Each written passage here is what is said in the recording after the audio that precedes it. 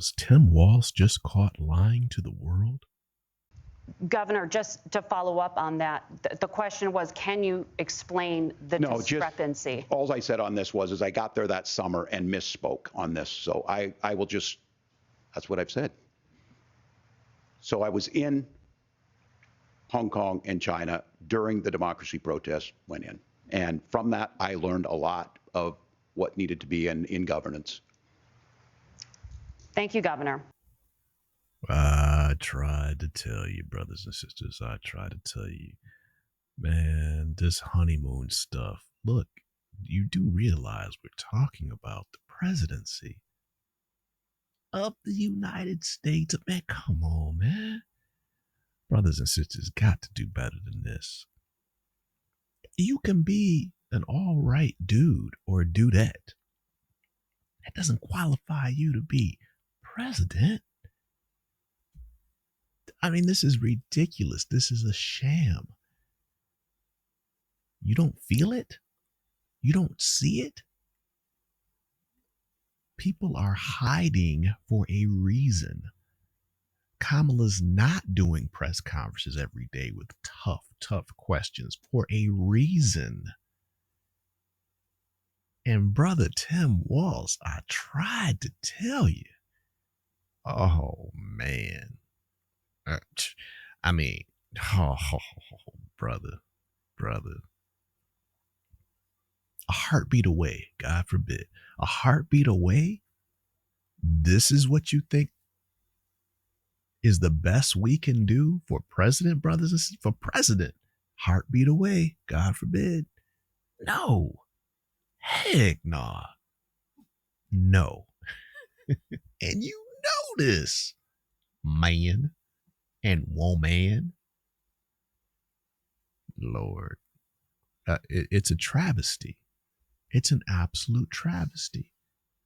And yes, truth matters. Now, I'm not saying everybody's telling the truth. Well, heck no, we know that's not true. But when you catch a brother, I say when you catch a brother, look, man, I blew it, right? Show some integrity. You're representing a whole lot. You're representing teachers. You're representing your family. You're representing your faith. You're representing the service, right? Right. As in the guard, right? Right. You're representing the party. And if you win this election with Sister Kamala, you're representing the country. So, yeah, we should be expecting, drum roll, that's right, we should be expecting some honesty and integrity. That's not too much to ask, is it? Brothers and sisters, is that too much to ask? Apparently it is. Well, somebody should have told me.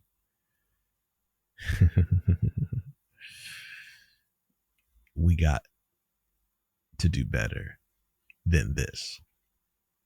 Holla if you hear me. We got. I want to say gots. But yeah, I'm going to go on. Yeah, Rhodes. We got to do better than this. And you know it.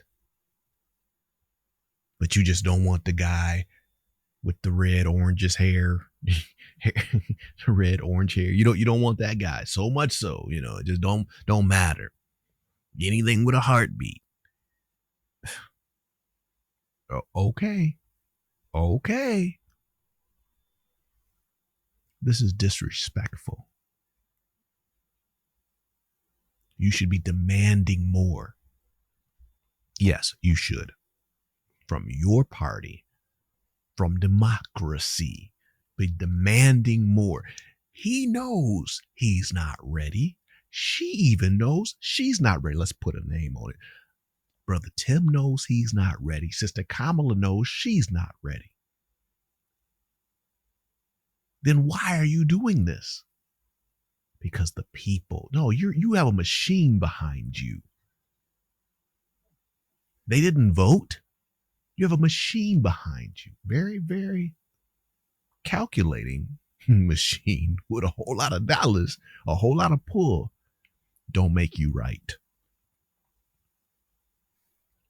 No, it doesn't. Shame on you for trying to run this flim flam on the American populace. Shame on you, Democratic Party, for not demanding more. Shame on you.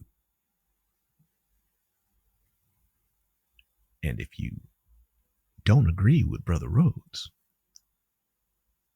leave a comment. They're free. About personal qualifications. The vice president is often the last voice the president hears before making consequential decisions. We want to ask you about your leadership qualities. Governor Walz, you said you were in Hong Kong during the deadly Tiananmen Square protests in the spring of 1989. But Minnesota Public Radio and other media outlets are reporting that you actually didn't travel to Asia until August of that year. Can you explain that discrepancy? Yeah, well, and to the folks out there who didn't get at the top of this, look, I grew up in small rural Nebraska, town of 400, town that you rode your bike with your buddies till the streetlights come on, and I'm proud of that service. I joined the National Guard at 17, worked on family farms, and then I used the GI Bill to become a teacher, passionate about it, a young teacher.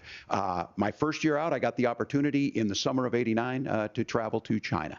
35 years ago, be able to do that. I came back home and then started a program to take young people there. We would take basketball teams, we would take baseball teams, we would take dancers, and we would go back and forth to China. The issue for that was to try and learn. Now, look, my community knows who I am. They saw where I was at.